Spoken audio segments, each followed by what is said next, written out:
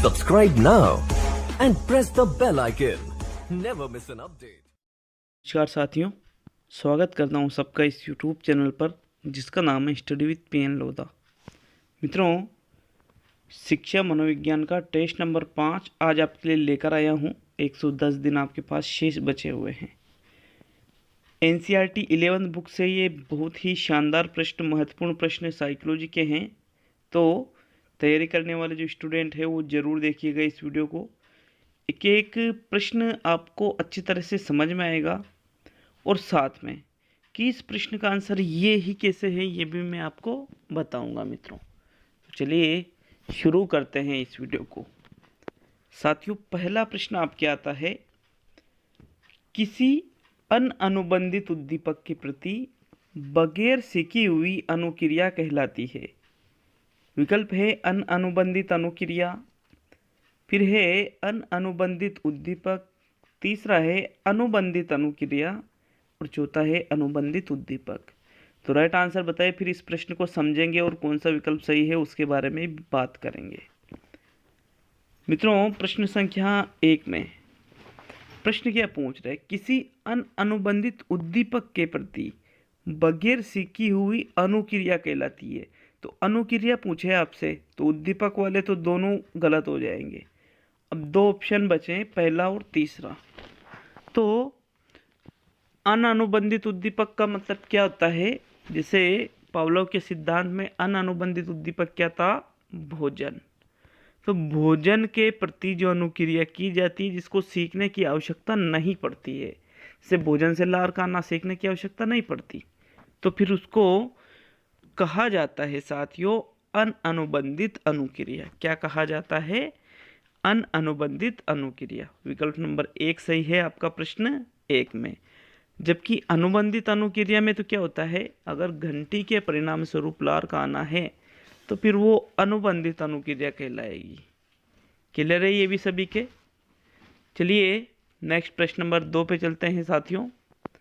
आपके second question आता है, लेकिन मैं आपको इन्फॉर्म कर दूं कि कुछ ही समय बाद शिक्षण वीडियो का टेस्ट नंबर 5 आ रहा है, दोनों लेवल के लिए है। वीडियो को ज़रूर देखिएगा उसको भी आप। और इसी वीक में आपके वैकेंसी आएगी साथियों, जहाँ तक न्यूज़ है मेरे पास, मतलब जहाँ तक लग रहा है कि हाँ आ सकती है इस वीक में। चलिए प्रश्न नंबर 2 की ओर बढ़ेंगे मित्रों। आपके सेकंड क्वेश्चन है, प्राचीन अनुबंधन में एक समाप्त हुई अनुबंधित अनुक्रिया का एक विश्राम अवधि के बाद पुनः प्रकटीकरण कहलाता है। उद्दीपक सामान्यीकरण, अनुबंधित उद्दीपक विलोपन, स्वतः पुनः प्राप्ति और स्कीमा।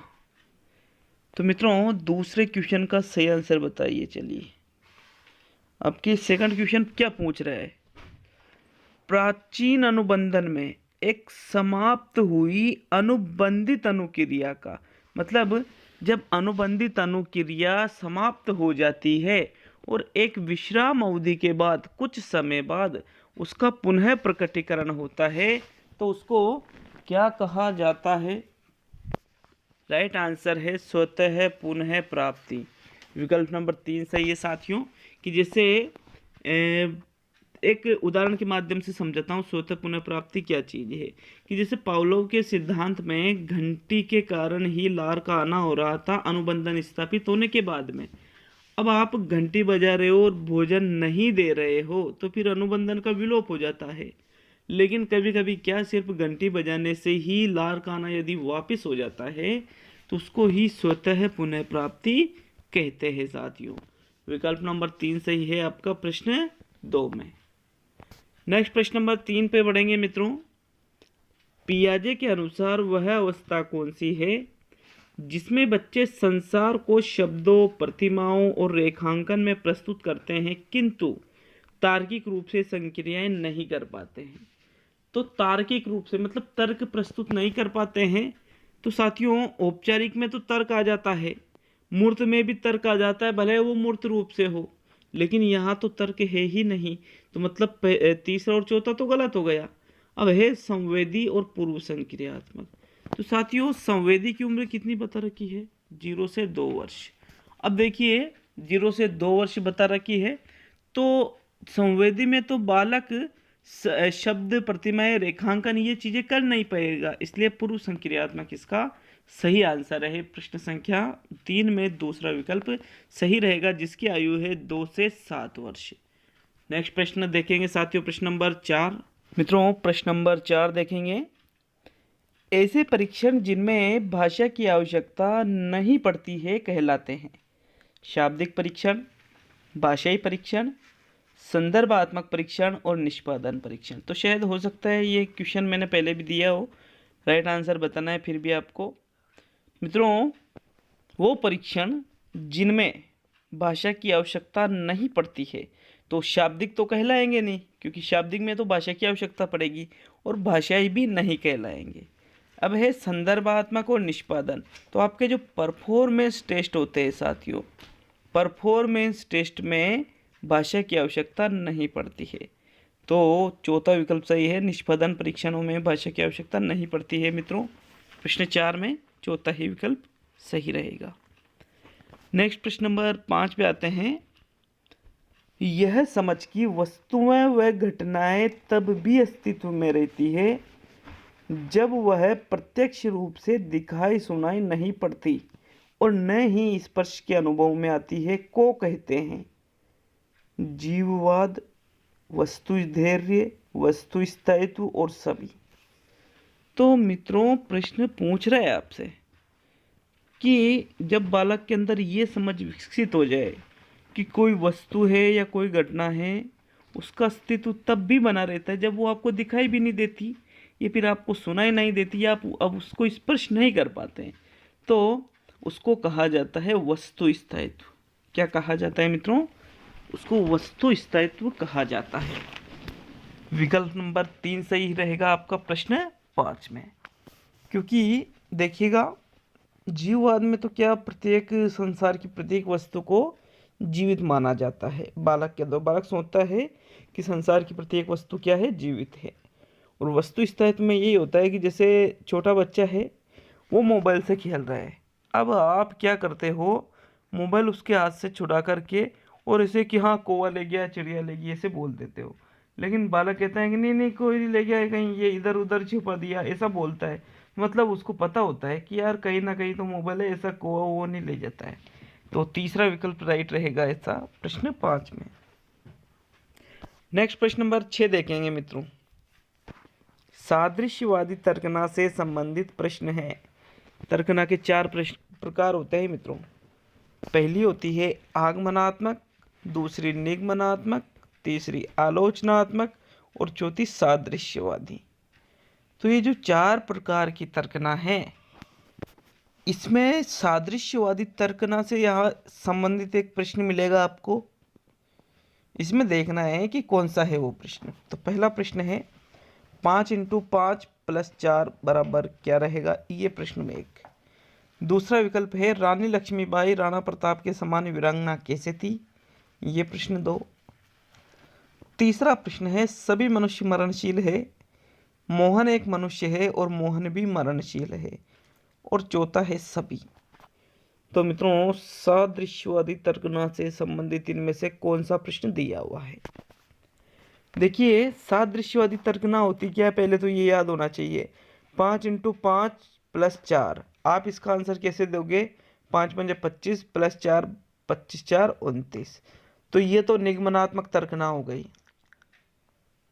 अब देखिए सभी मनुष्य मरणशील है, मोहन एक मनुष्य है और मोहन भी मरणशील है, ये भी निगमनात्मक तर्कना हो गई। फिर रानी लक्ष्मीबाई राणा प्रताप के समान वीरांगना कैसे थी, तो साथियों जिसमें तुलना की जाती है फिर तर्क वितर्क के आधार पर निष्कर्ष निकाला जाता है, उसको ही सादृश्यवादी तर्कना कहते हैं। अब यहाँ रानी लक्ष्मीबाई और राणा प्रताप की तुलना की गई है और फिर दोनों का तर्क वितर्क के आधार पर निष्कर्ष निकाला जाएगा, तो इसको ही सादृश्यवादी तर्कना कहा जाएगा साथियों। विकल्प नंबर 2 सही है आपका प्रश्न 6 में। नेक्स्ट प्रश्न नंबर 7। एरिक्सन के विकास की वह कौन सी अवस्था है जिसमें किशोर इस तरह के द्वंद्वों का सामना करते हैं कि वे कौन हैं, वे क्या है और वे जीवन में कहाँ जा रहे हैं। तो इरिक एरिक्सन ने जो मनोसामाजिक विकास का सिद्धांत बताया है, जिसमें इन्होंने मानव जीवन में सामाजिक विकास की 8 अवस्थाएं बताई हैं।